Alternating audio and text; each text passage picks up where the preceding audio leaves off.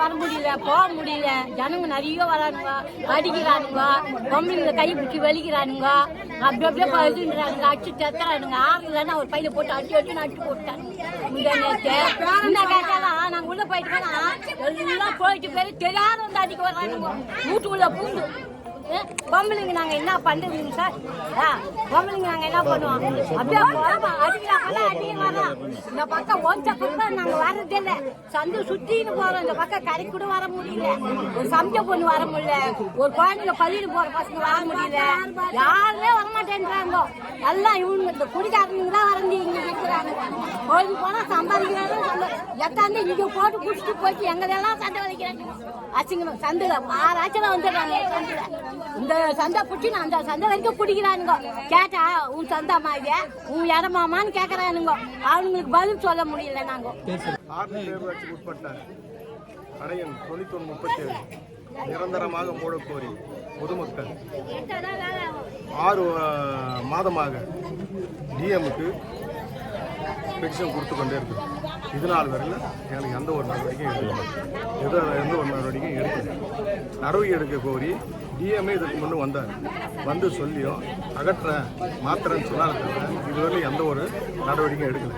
பொதுமக்களுடைய ஆதரவு அதிகமாகிட்டே இருக்கிற இந்த கடை எடுக்கிறதுக்கான வாய்ப்பும் இல்லை. அது மட்டும் இல்லாமல் இங்கே பப்ளிக் பாதிக்கப்படுறதோடு இல்லாமல் போகிற வர பெண்கள் மகளிர் பள்ளி இங்கே இருப்பதனால் 10 மணியிலிருந்து 5 மணி வரை மகளிர் மாணவிகள் அனைவரும் சென்று வந்து கொண்டிருக்கிறார்கள். அவர்கள் இங்கே குடித்துவிட்டு பெண்களையும்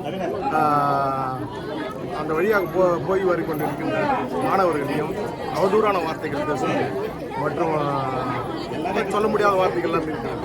அதனால் உடனடியாக இந்த 9137 கடையை உடனடியாக அகற்றி வேறு இடத்துக்கு மாற்றி கொடுத்தால் பொதுமக்களுக்கும் நன்றாக இருக்கும்.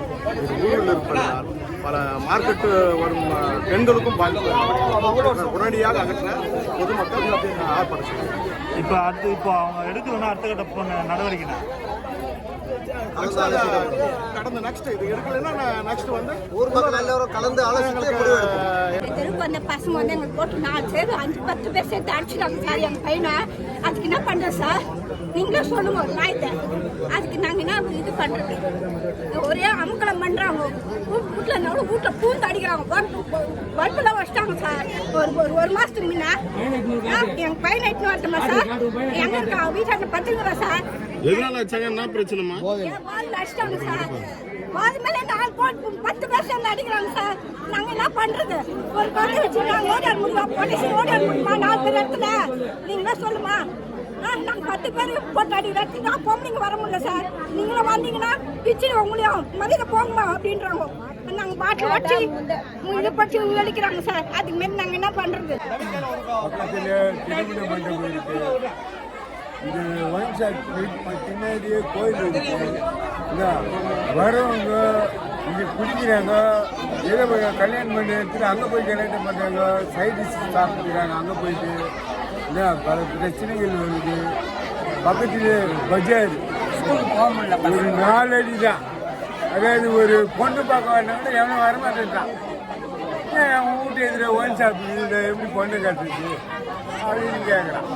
பொண்ணு பார்க்கவும் வரமாட்டேன்றான். யாராவது செத்து போனால் கூட அது கூட வரமாட்டேன்றான். குடிகாரன் தான் வரான். பாட்டிலோடு நிற்கிறான். போதிலே வரான். சாப்பாடு போட்டால் கூட அவன் தான் வந்து தூக்கிட்டு போகிறான். இந்தமாரி பல பிரச்சனைகள் வந்து கொஞ்சம் நீங்கள் தயவு செஞ்சு இந்த தமிழக அரசு இந்த கடையை வேறு இடத்துக்கு மாற்றணும். தயவு செஞ்சு கேட்டுக்கணும். இப்போ இந்த கடை எடுக்கலன்னா என்ன பண்ணுவீங்க? அடுத்த கட்ட நடவடிக்கை கடை எடுக்கணும்னா நாங்களே சவுதி வச்சு கட்டிக்கணும்.